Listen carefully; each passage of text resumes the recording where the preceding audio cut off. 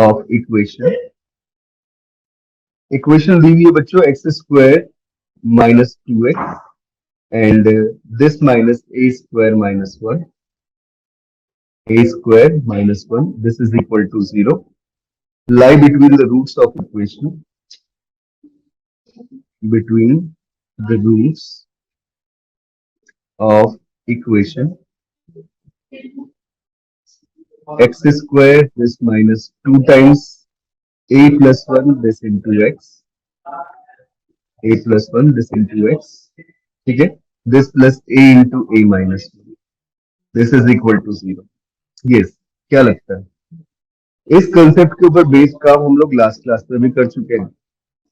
अब थोड़ा सोचो गौर से कैसे करें. बोलते for what real values of a do the roots of this equation, first equation के रूट्स लाई करें between the roots of second equation, right. तो ऐसा कब हो सकता है, क्या लगता है बेटा.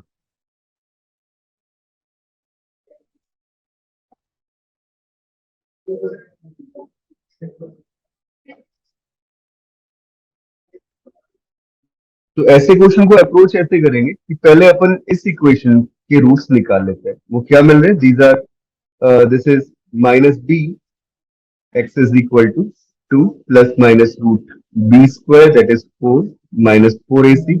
तो ये हो जाएगा बेटा 4 टाइम्स a स्क्वायर माइनस 1. तो ये प्लस साइन के साथ आ गए and that divided by 2 and this is equal to 2 plus minus square root of 4a square बच गया आई थिंक, ठीक है, and that divided by 2. And जब आप इसे सिंप्लीफाई करते हो तो मुझे दो रूट्स मिल गए, एक तो 1 प्लस है और दूसरा 1 माइनस, राइट.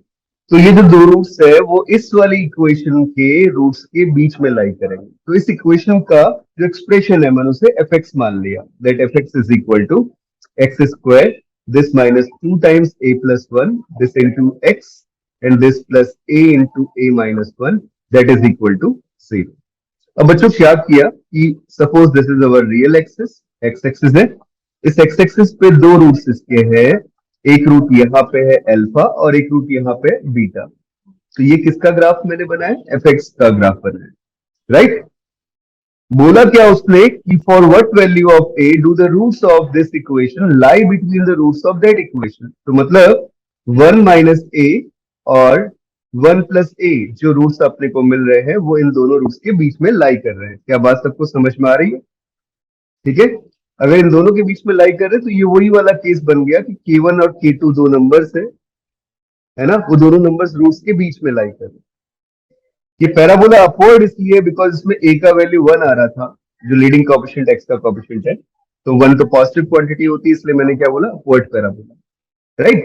तो ऑब्वियसली बात है इस केस में क्या होता है, हम लिखेंगे f of 1 minus a b कैसा होना चाहिए, नेगेटिव, और f of 1 plus a b कैसा होना चाहिए, नेगेटिव, राइट. और दूसरी कंडीशन इसका डिस्क्रिमिनेंट d कैसा होना चाहिए, ग्रेटर देन और इक्वल टू 0, ठीक है ना. दो रियल रूट है तो not greater than equal to 0, strictly greater than by 0, right. So for the first equation क्या लिख लोगे, that is 1 minus a its whole square minus 2 times a plus 1 this into 1 minus a and this plus a into a minus 1 that is equal to 0. इस पूरे expression से बच्चों 1 minus a as a common आ रहा है ना, तो वो तो कॉमन निकाल लो, ठीक है. अंदर कितना बच गया, पहले से 1 माइनस ए और दूसरे से माइनस 2a माइनस 2 और तीसरे से कितना आ गया माइनस ए, राइट. और इन सबको सिंप्लीफाई कर लेते हैं, this is equal to 0. So from this we get that 1 minus a ये लेस देन बाय 0 है, नॉट इक्वल टू 0, ठीक है. तो ये बन जाएगा बच्चों अपने पास 1 माइनस 2 दैट इज माइनस 1 और this is minus 4. So this is 1 plus 4a with negative sign and that is less than by 0. Negative से डिवाइड कर दो इक्वेशन को तो ये कितना हो जाएगा, या इसके साथ मर्ज कर दो, कितना हो जाएगा a माइनस 1 दिस इंटू, इसे बेटा लिख सकते हैं 4a plus 1 and that is less than by 0. अब रूट्स बना लो और साइन स्कीम यूज कर लो. कौन कौन से रूट्स आ गए, एक तो आ गया माइनस 1/4 और दूसरा आ गया a. आपको याद होगा बिटवीन द रूट्स नेगेटिव होता है, ठीक है ना. तो ये 1/-1/4 से 1 के बीच में नेगेटिव होगा और वही वैल्यूज अपने को गिवन करेगा। तो यहां से पता चल गया कि एक ही वैल्यू -1/4 से 1 के बीच में लाई कर रही है। सिमिलरली अपन दूसरे रिलेशन को भी डिफाइन कर लेते हैं। वो रिलेशन क्या बता रहा है? That is f of 1 minus a। कितना हो जाएगा बच्चों? This is 1 plus a। तो 1 plus a का square and this -2 times a plus 1 का होल स्क्वायर हो गया अब तो। और यहां से कितना मिल गया? Plus a into a minus 1। अब सिंप्लीफाई कर लेते हैं इस इक्वेशन को। सो ये तो माइनस का a प्लस 1 का होल स्क्वायर है। इसे ओपन करोगे तो कितना आ जाएगा? -a square minus 2a minus 1 and this plus a square minus a। This is less than by 0। मैं बार बार इक्वल टू 0 लिख दे रहा हूँ।